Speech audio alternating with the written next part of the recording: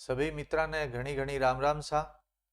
आप सब लोग एकदम नीका निरोगा और चोखा होश्यो हमारी मंगल कामना है।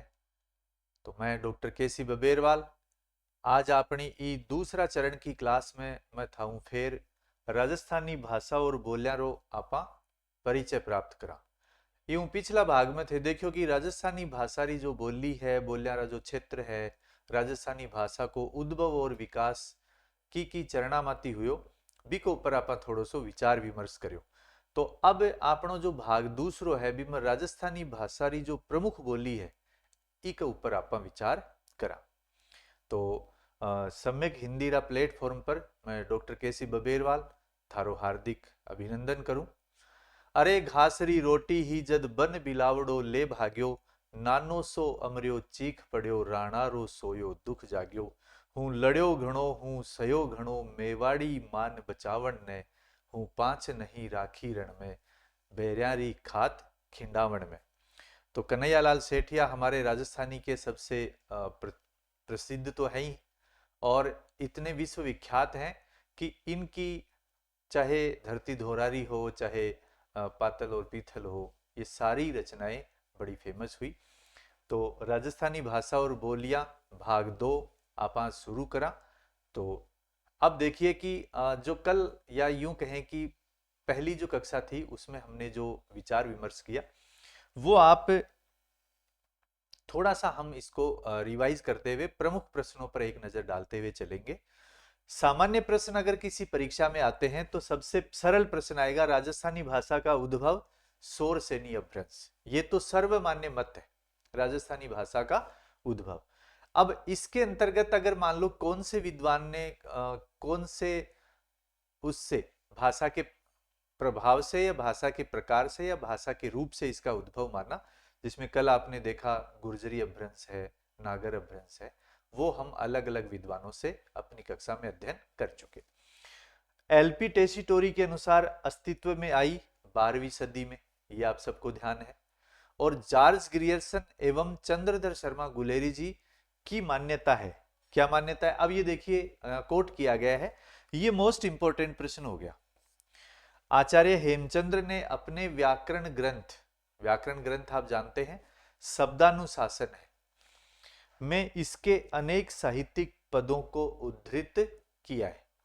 तो ये बात कौन कहते हैं? जॉर्ज ग्रियर्सन और चंद्रधर शर्मा गुलेरी जी ये कहते हैं कि हेमचंद्र के शब्दानुशासन में भी राजस्थानी के साहित्यिक पदों को उद्धृत किया गया है।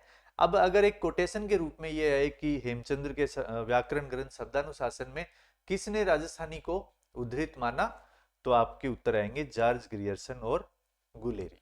ये एक महत्वपूर्ण प्रश्न आपको याद रखना है। अब हम आगे चलते हैं। राजस्थानी को मरु भाषा किसने कहा? तो सबसे पहले देखिए हमने चर्चा की थी उद्योतन सूरी, जिन्होंने जालोर में रहकर ये ग्रंथ लिखा। ग्रंथ है कुवलय माला, 835 संवत में लिखा गया। इसमें 18 देसी भाषाओं का जिक्र किया गया है।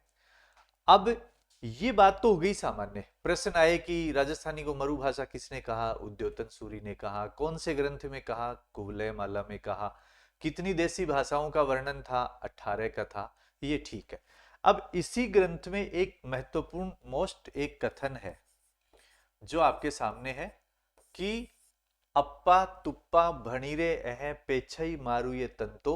ये एक कोटेशन लिखी हुई है और जहां से आपका पेपर बनता है उस ग्रंथ में इस लाइन को कोट किया गया है।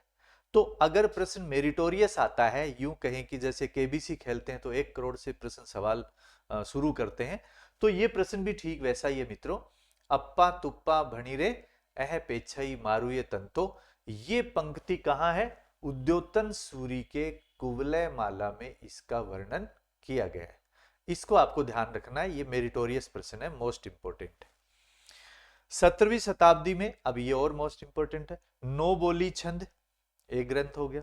18वीं शताब्दी में 8 देसरी गुजरी, 8 देसरी गुजरी, ये 2 ग्रंथ है। एक 17वीं शताब्दी में नो बोली छंद है, 18वीं शताब्दी में 8 देसरी गुजरी। ये दोनों ग्रंथों में इसको क्या कहा गया है? मरु भाषा कहा गया है। मरु भाषा आपको तीन प्रकार से इसके प्रश्न हो गए। मरुभाषा उद्योतन सूरी ने कहा, और मरुभाषा का जो वर्णन या जिक्र है वो कहाँ आया? नोबोली छंद 17वीं शताब्दी की रचना 8 देसरी गुजरी, ये इसके अंतर्गत आया। तो ये आपको दोस्तों ध्यान रखना है। मारवाड़ी नाम कुशल लाभ ने दिया, ये एक सरल प्रश्न है, ये छोटी परीक्षाओं में आता है, ये बड़ी परीक्षाओं में आता है।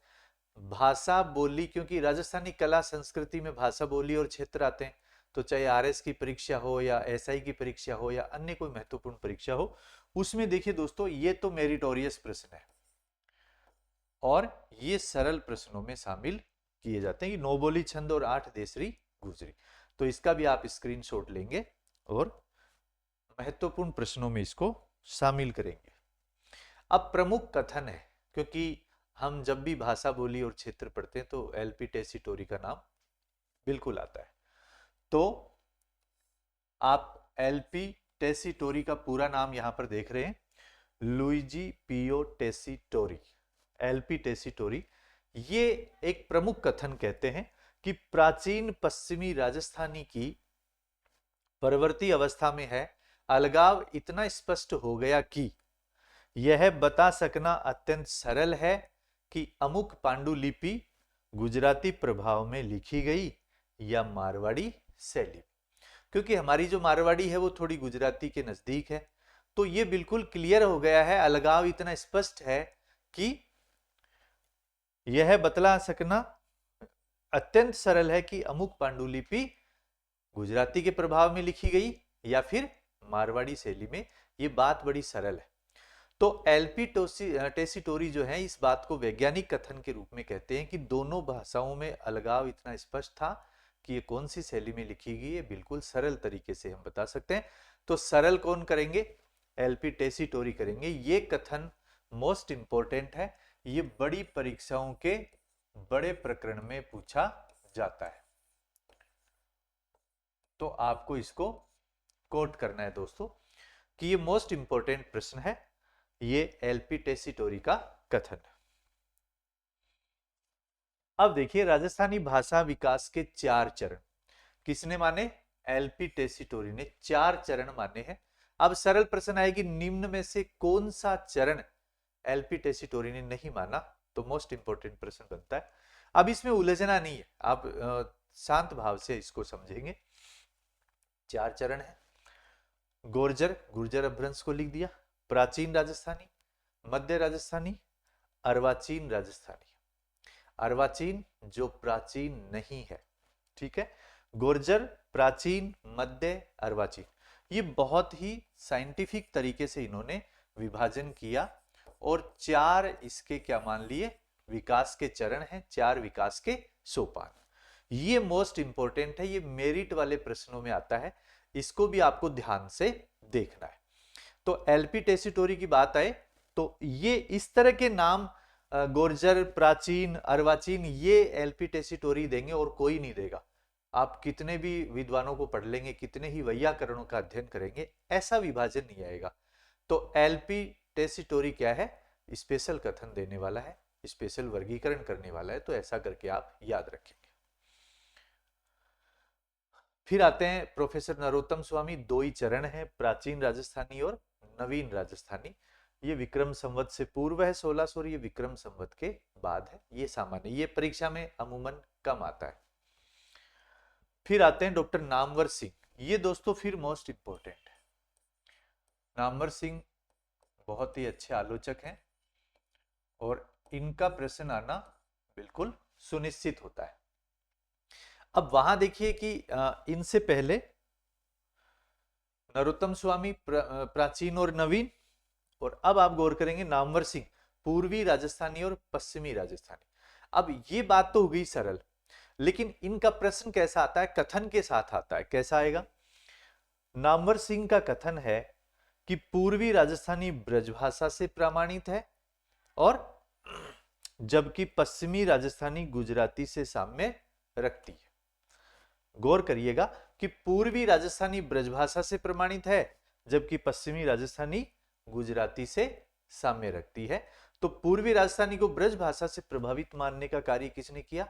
नामवर सिंह ने किया। अब जैसे आप डिंगल और पिंगल पढ़ते हो, ये आपको पता है, एक तो भाषा का रूप है राजस्थानी का डिंगल और दूसरा है पिंगल। आप सबको पता है कि जो डिंगल है उसमें मारवाड़ी राजस्थानी के शब्द ज्यादा है और जो पिंगल होगी उसमें ब्रज भाषा के शब्द ज्यादा हो। जिसमें ब्रज की बहुलता है पिंगल है और जिसमें मारवाड़ी की बहुलता है वो डिंगल। तो डिंगल पिंगल तो आप समझते ही हो। तो पूर्वी राजस्थानी ब्रज भाषा से प्रमाणित और पश्चिमी राजस्थानी गुजराती से साम्य रखती है, ये कथन किसका है? डॉक्टर नामवर सिंह। ये मोस्ट इंपोर्टेंट प्रश्न आपको याद रखना है। अब डॉक्टर हरदेव बारी के अनुसार जो हिंदी है इसके भी दो ही भाग किए गए।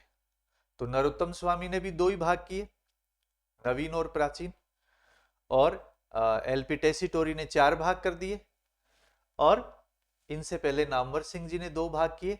अब डॉक्टर हरदेव बाहरी हमारे सबसे मोस्ट वैयाकरण माने जाते हैं। ये वर्तमान में सबसे ज्यादा इन्हीं की पुस्तक को पढ़ा जाता है। आप सब लोग जानते हो, सब इनकी किताबें पढ़ते हो। हिंदी व्याकरण हो, चाहे शब्द अर्थ प्रयोग हो, चाहे व्यावहारिक व्याकरण हो, चाहे भाषा के लिए हो, ये तमाम तरह की जो व्याकरणिक जो मान्यताएं हैं ये हरदेव बाहरी की हम पढ़ते हैं। तो पहला तो इन्होंने किया पश्चिमी राजस्थानी, दूसरा किया पूर्वी राजस्थानी। अब देखिए पश्चिमी राजस्थानी के ये 4 भेद करते हैं, जिसमें पहला है मारवाड़ी, मेवाड़ी, बांगड़ी जिसको बागड़ी कहते हैं, और शेखावाटी। पूर्वी राजस्थानी के भी ये फिर 4 भेद करते हैं, ढूंढाड़ी जिसको आप जयपुरी कहते हो, हाड़ोती, हाड़ोती का पठार है, मेवाती और अहीरवाटी जो अलवर कोटपुतली एनसीआर की तरफ मानी जाती है। तो अब आपको ये ध्यान रखना है कि हरदेव बाहरी ने मोटे तौर पे 2 भेद किए, जो पश्चिमी राजस्थानी है और पूर्वी राजस्थानी। फिर आप देखेंगे कि पश्चिमी के भी वही 4 भेद, मारवाड़ी, मेवाड़ी, बांगड़ी और शेखावाटी, इधर ढूंढाड़ी, हाड़ोती, मेवाती और अहीरवाटी, ये 4 भेद इन्होंने कर दिए। तो ये वर्गीकरण भी कई बार परीक्षा में आता। अब कैसा आएगा? पश्चिमी राजस्थानी में निम्न में से कौन सी शामिल नहीं है? तो देखिए दोस्तों यहां कंफ्यूजन होता है, ये ऑप्शन में आता है ये, तो अपना उत्तर गलत हो जाता है। ढूंढाड़ी, ये। तो अब हमें ध्यान क्या रखना है? देखो पश्चिमी राजस्थान में ढूंढाड़ी को स्थान नहीं दिया गया, मारवाड़ी, मेवाड़ी, बांगड़ी और शेखावाटी, ये याद रखना आपको हरदेव बाहरी के अनुसार।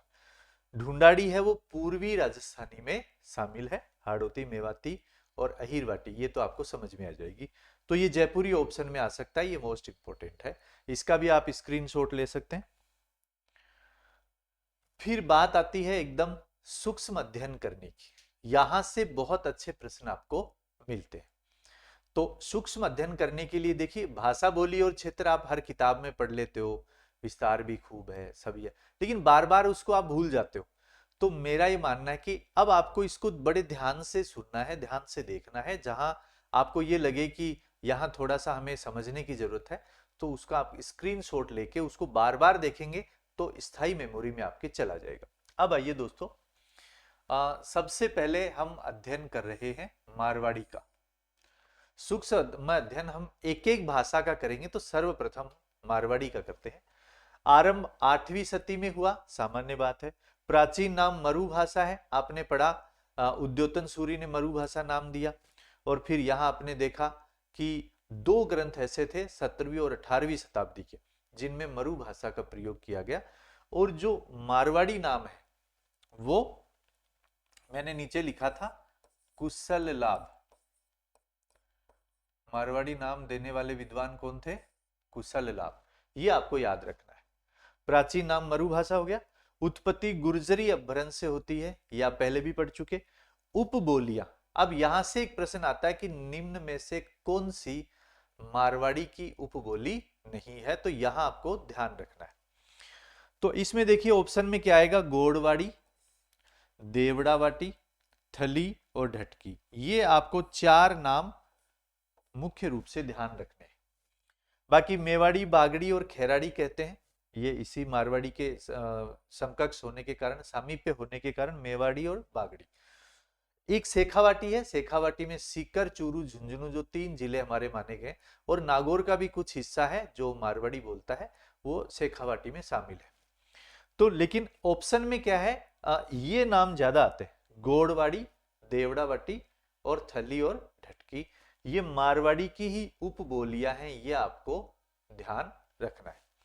अब क्षेत्र बहुत सरल है, क्षेत्र जब आप देखेंगे तो ये मोस्ट इंपॉर्टेंट है, क्योंकि जोधपुर आप सबको पता है, जैसलमेर, बीकानेर, पाली, जालोर, सिरोही, नागौर, ये सबको पता है कि मारवाड़ जो है जोधपुर, जैसलमेर, बीकानेर, पाली, जालोर, सिरोही, नागौर का कुछ हिस्सा। शेखावाटी में आपको पता है सीकर, चूरू, झुंझुनू तो मुख्य जिले हैं, और कुछ हिस्सा नागौर का भी शामिल किया जाता है। तो ये मारवाड़ी के बारे में सामान्य परिचय है। अब इसके अलावा भी हम अगर बात करें तो मारवाड़ी में क्या खास बात है, वो मोस्ट इंपोर्टेंट अगले पृष्ठ पर आप देखेंगे। तो यहां इसका आप स्क्रीनशॉट ले सकते हैं, ये मोस्ट इंपोर्टेंट है। अब देखिए मारवाड़ी साहित्य, साहित्यिक मारवाड़ी डिंगल कहलाती है, कि साहित्य में जब मारवाड़ी का प्रयोग किया जाए तो वो क्या कहलाएगी मित्रों, डिंगल कहलाएगी। डिंगल में खूब सारे ग्रंथ आप पढ़ते हो। हमारे यहां जैसे ढोला मारूरा दूहा आपने पढ़ा होगा, सोरठियो दूहो भलो भली मरवंडी बात, तारा छाई धन भली जोबन छाई धन भली तारा छाई रात। तो ये डिंगल भाषा है। तो डिंगल भाषा में हम बहुत सारे ग्रंथ देखते हैं। सबसे पहले ढोला मारूरा दूहा लिखा गया, वीर सतसई लिखी गई, बेली बीर लिखी गई, पूरा जैन साहित्य लगभग, जैन साहित्य ऐसे तो थोड़ा थोड़ा अपभ्रंश में भी है, लेकिन डिंगल भाषा में भी खूब सारा जैन साहित्य लिखा गया।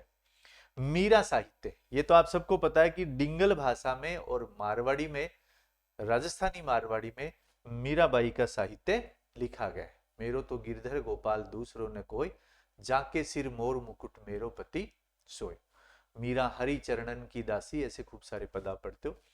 तो ये मारवाड़ी साहित्य खूब सारा लिखा गया। अब ये आए कि निम्न में से कौन सा डिंगल में नहीं लिखा गया, मारवाड़ी साहित्य में नहीं है, तो बेली बीर, वीर सतसई, ढोला मारूरा दूहार, चौथा कोई ऑप्शन आ सकता है, वो ही आपका उत्तर बन जाएगा। तो इस पर आपको गौर करना है, तो ये मोस्ट इंपोर्टेंट है।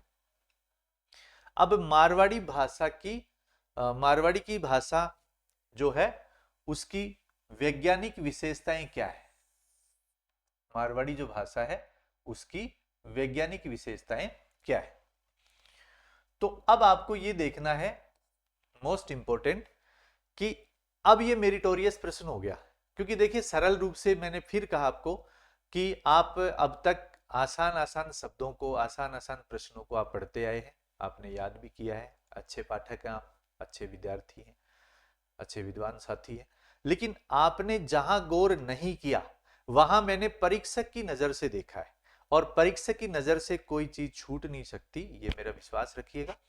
तो यहां अब प्रश्न मेरिटोरियस कैसे आएगा कि मारवाड़ी भाषा के लिए निम्न में से कौन सा कथन असंगत है, ये प्रश्न आपको आएगा। तो इनमें से कोई भी 3 ऑप्शन डाल दिए जाएंगे, चौथा ऑप्शन गलत डाला जाएगा। तो यहां आप थोड़ा सा गौर से देखिएगा।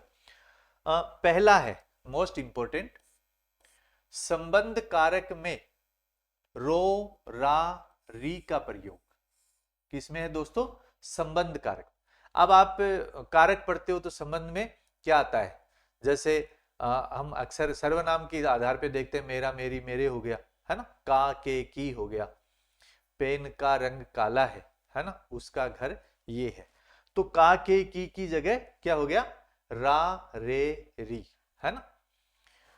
तो संबंध कारक में राजस्थानी भाषा में, मारवाड़ी में कौन से सर्वनाम संबंध कारक का आएंगे, संबंध कारक रा, रे, री। तो मारा कालजारी कोर, है ना, तो कालजारी कोर, मारा हिवड़ारा चांद, ऐसा करके संबंध आप दर्शाएंगे तो रा, रे, री का प्रयोग आएगा। उत्तम एवं मध्यम पुरुषवाचक सर्वनामों के लिए गौर करिएगा, म्हारो का में हो जाएगा या महा हो जाएगा, थारो का थे हो जाएगा, ठीक है। उत्तम और मध्यम पुरुष, जैसे मैं आपको कह रहा हूं कि तुम्हारा नाम क्या है ना, तो आप कहेंगे कि म्हारो नाम उत्तम पुरुष है, म्हे थाकार थे महाका, ऐसा डायलॉग चलता है। महा महासू वो देखियो को नहीं जावे, या थारो का थे हो गया, थे कट जाओ, है ना, थे उठ जाओ, चल जाओ। तो ये सर्वनामों का प्रयोग इसमें होता है, ऐसा आप जानते हैं। वर्तमान के लिए छह, है ना, ल्यायो छह कहीं, है ना, जायलो छह, या फिर यो मारो भाईलो छह, ये वर्तमान हो गया। भूतकाल के लिए हो, भूतकाल के लिए क्या होगा मित्रों, हो, कि वो गयो हो, आयो हो, नायो हो, खायो हो। भविष्य के लिए मैंने कहा कि रे पढ़ा करो, थे कैसो गुरुजी पढ़िशू, है ना, खास्यू, दौड़स्यू, भागस्यू, लिखस्यू, याद करस्यू। तो आप स्यू का प्रयोग करेंगे। ये तो भविष्य काल हो गया, हो भूतकाल हो गया, और छह वर्तमान काल हो गया, है ना। ये मोस्ट इंपोर्टेंट बात है। संप्रदान के लिए नई और अपादान के लिए सु और ऊ रूप प्रयोग में लेते हैं। संप्रदान के लिए आप कारक पढ़ते हो, कर्ता ने कर्म को करण से संप्रदान के लिए। अब संप्रदान के लिए यहां पर नई का प्रयोग कर दिया था, अपादान के लिए सु, है, घर शू, भाग्यो, है ना, बिना तो यो अच्छो है ना। और यहां पर आपको प्रयोग करने के लिए राजस्थानी भाषा में ऐसा खूब सारी कविताओं में और खूब सारे आलेखों में ये प्रयोग मिल जाएगा। न का न होता है और ल का ड़ होता है, ये मोस्ट इंपोर्टेंट है, ये ऑप्शन में जरूर शामिल किया जा सकता है। ल का क्या हो गया मित्रों, ड़ हो गया, ये मोस्ट इंपोर्टेंट क्यों है, क्योंकि अभी अभी इसको वर्णमाला में 53वां वर्ण स्वीकार कर लिया गया है। तो ये आपके ऑप्शन में जरूर आएगा। मैं तो इस पृष्ठ पे आरपीएससी लिख रहा हूं, चाहे आपका कर्मचारी चयन बोर्ड हो, चाहे आरपीएससी हो, या और कोई परीक्षा हो, या कोई आरएस की परीक्षा हो, मेरिटोरियस प्रश्न अगर आता है तो हमेशा ऐसे प्रकरण से ही प्रश्न आते हैं। ये मोस्ट इंपोर्टेंट है, आपको अच्छे प्रश्नों में, मेरिटोरियस प्रश्नों में ये बात जरूर शामिल मिलेगी। सामान्यतः देवनागरी का प्रयोग होता है, ये आप सबको पता है, और बही खाते में महाजनी का प्रयोग होता है, ये मोस्ट इंपोर्टेंट। राजस्थानी सामान्य रूप से तो देवनागरी में लिखी जाएगी, लेकिन बही खाते में कौन सी का प्रयोग है, महाजनी का प्रयोग है, ये आपको ध्यान रखना, ये पहली क्लास में भी हमने चर्चा की थी। तो ये मित्रों आप आराम से इसका स्क्रीनशॉट लीजिए, इसको ध्यान से पढ़िए, यहां से मेरिटोरियस प्रश्न आपको मिलने वाला है, ये आप मेरी बात याद रखिएगा। आप स्क्रीनशॉट ले सकते हैं। आगे चलते हैं। अब दूसरी अपनी भाषा थी मारवाड़ी का, हमने विस्तार से अध्ययन किया, मारवाड़ी के ग्रंथों का किया, उसकी भाषा वैज्ञानिक विशेषताओं का किया, क्षेत्रों का किया। अब दूसरी आती है मेवाड़ी। मेवाड़ी भाषा बहुत सरल है, मेवाड़ की। महाराणा प्रताप से आप इसको याद रख सकते हैं, चित्तौड़, उदयपुर, भीलवाड़ा, चित्तौड़, राजसमंद, ये इसके क्षेत्र हो गए, बड़ा सरल है। मेवाड़ आप जानते हो, मेवाड़ का जो क्षेत्र है। अब दो बातें प्रमुख है ना, यहां ज्यादा उलझन नहीं है। प्रमुख तथ्य क्या है कि कीर्ति स्तंभ अभिलेख में इसका प्रयोग किया गया। अब एक सामान्य प्रश्न आया कि ये बताइए कीर्ति स्तंभ के अभिलेख में कौन सी भाषा का प्रयोग है, तो मेवाड़ी का प्रयोग है। महाराणा कुंभा के नाटकों में इस भाषा का प्रयोग किया गया है। तो दूसरा प्रश्न ये हो गया कि मेवाड़ी में किसके नाटक हैं, महाराणा कुंभा के नाटक मेवाड़ी भाषा में लिखे गए। तो दो प्रश्न है, मेवाड़ का क्षेत्र हो गया मेवाड़ी भाषा का, और ये दो बातें मुझे इसमें इंपॉर्टेंट लगी जो आपको कोट करनी है। हम आगे चलते हैं। अब आती है मित्रों बागड़ी। यहां कोई ज्यादा उलझन नहीं है, ये आपका डूंगरपुर और बांसवाड़ा, ठीक है, ये बागड़ क्षेत्र हो गया।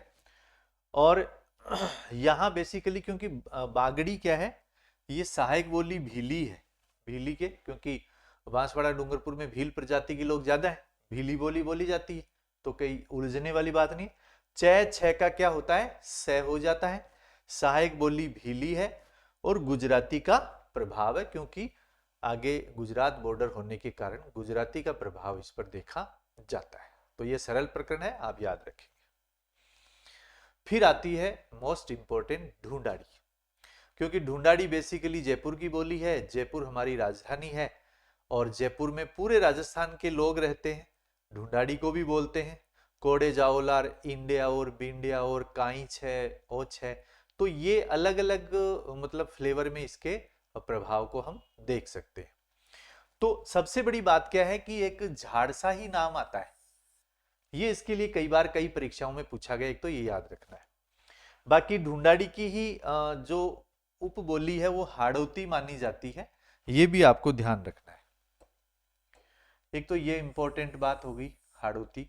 फिर देखिए तोरावाटी, राजावाटी, नागरचोल, चौरासी, काठेड़ी, अजमेरी, ये इसकी उपबोलियां हैं। यहां आपको गौर करना है, यहां से प्रश्न कई बार पूछा गया है और ऑप्शन में क्या आते हैं, ये आते हैं, यहां तक ऑप्शन में आते हैं।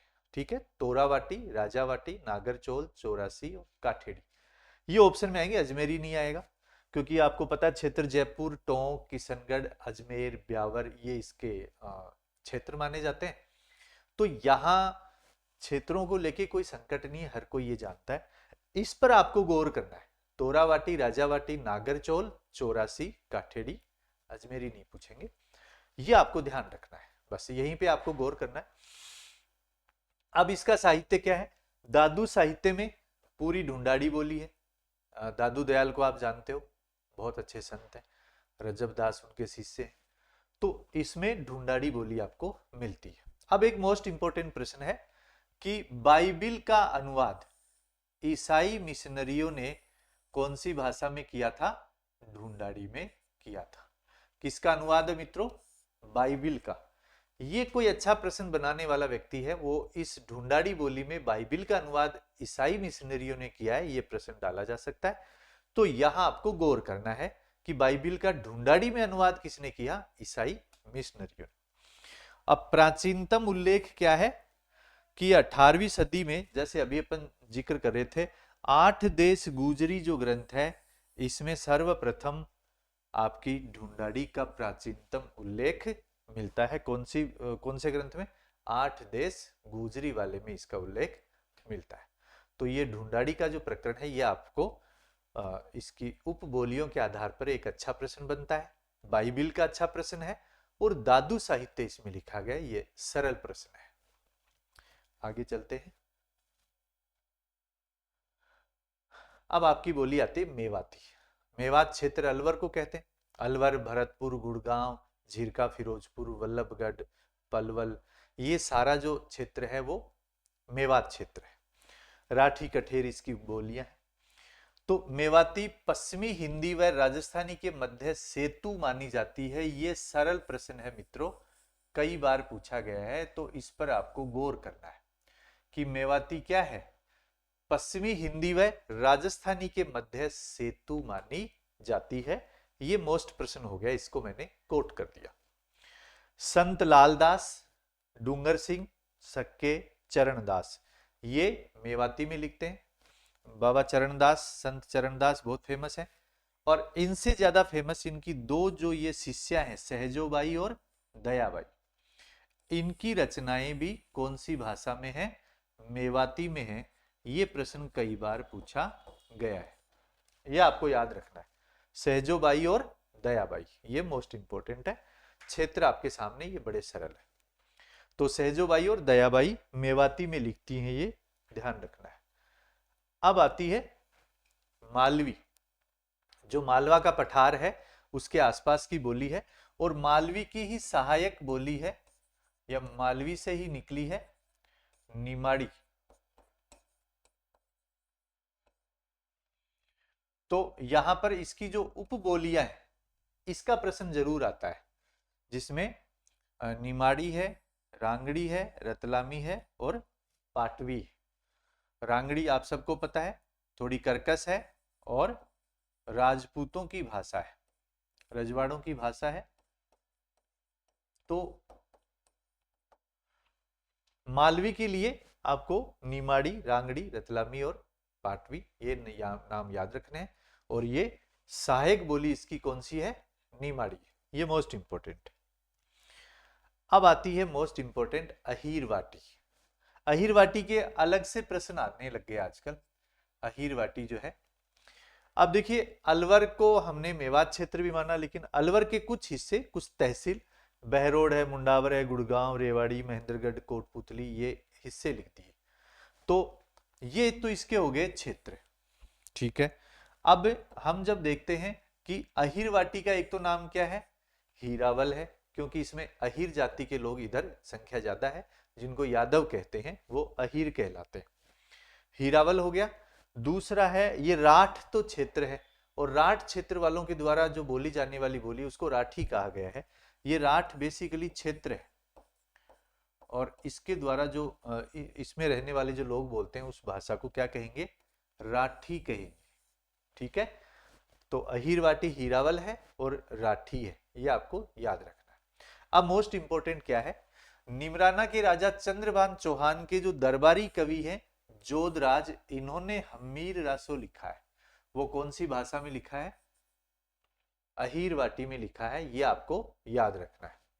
हम्मीर रासो, ये चंद्रभान चौहान के दरबारी कवि कौन है, जोधराज है, इन्होंने लिखा है, ये याद रखना आपको। एक दूसरे कवि हैं शंकर राव, उन्होंने भीम विलास लिखा है। इस बोली में न का ण बोला जाता है, सु सा से भूतकाल में, है ना, और थो था, नहीं ये भूतकाल में, सु सा से ये वर्तमान के, और भूतकाल के लिए थो था थी, गयो थो, आयो थो, आया था, खायो थो, है ना, तो भूतकाल के लिए थो था थी लगाते हैं। असामयिक जो क्रिया है उसमें कि मैं बठे जाकर के आयो, मैं खानो खा कर के आ गयो, या थे जाकर के देखो, खा कर के देखो, एक बार पढ़ करके देखो, सुन करके देखो, तो ऐसा इस अहीरवाटी में हमें दिखाई देता है। तो ये फ्लेवर जो है आपको इसमें अहीरवाटी में अलग से ध्यान रखना है। अब देखिए हमने राजस्थानी भाषा के इस भाग 2 में पूरी बोलियों का क्षेत्र के साथ में, और बोलियों में क्या विशेषताएं हैं इसके आधार पर, और वैज्ञानिक अध्ययन किस प्रकार से कर सकते हैं, कौन कौन सी भाषा या फिर साहित्य या फिर उस बोली में कौन कौन से सर्वनाम या कौन से कारकों का प्रयोग किया गया, इसके आधार पर हमने अध्ययन किया। तो राजस्थानी भाषा हो गई, चाहे बोली हो, उसके क्षेत्र हो, उसकी विशेषता हो, किसके कथन इंपॉर्टेंट हैं, कौन कौन से ग्रंथ लिखे गए, ये सारी चीजें हम इसमें विवेच्य बिंदुओं के रूप में हमने ली, विस्तार से चर्चा की। तो अब देखिए फिर भी जैसे जो टॉपिक वाइज जो प्रकरण से जुड़ी हुई बातें हैं वो तो इसमें आ गई, लेकिन फिर भी बहुत सारे प्रश्न ऐसे हैं जो अभी भी बच गए, और प्रश्न किस प्रकार से पूछे जा सकते हैं, उसका कैसा स्वरूप होता है, कितनी गंभीरता होती है, प्रश्न की इंटेंसिटी क्या है, डेंसिटी क्या है, तो वो हम आगामी जो हमारी कक्षा होगी उसमें हम PYQs भी लेंगे, और कुछ ऐसे मॉडल पेपर भी बनाएंगे जो आपको आसानी के साथ किस प्रकार से परीक्षा के अंतर्गत कैसे कैसे प्रश्नों से आपका सामना होगा। छोटे स्तर की परीक्षा हो, चाहे मध्यम स्तर की हो, चाहे उच्च स्तर की हो, प्रत्येक परीक्षा में हर टॉपिक के उस परीक्षा के स्तर के अनुसार प्रश्न आते हैं। तो दोनों कक्षाओं में मैंने कोशिश की है कि राजस्थानी भाषा और बोलियों की जो मोटी जानकारी, फिर मध्यम स्तर की और सूक्ष्म स्तर की जानकारी को मैंने इसमें समायोजित किया है। जो चीजें अब रह गई वो आपको अगली कक्षा में भाग 3 में प्रश्नोत्तरी के माध्यम से हम प्रस्तुत करेंगे। तो मित्रों, आप सबने इस हमारी बेहतरीन कक्षा में राजस्थानी की बोलियों के बारे में विस्तार से जाना होगा, समझा होगा, और मैं डॉक्टर केसी बबेरवाल सम्यक हिंदी के माध्यम से आप लोगों से निरंतर रूबरू होता रहूंगा, और अगली कक्षा में हम फिर मिलेंगे। राम राम सा।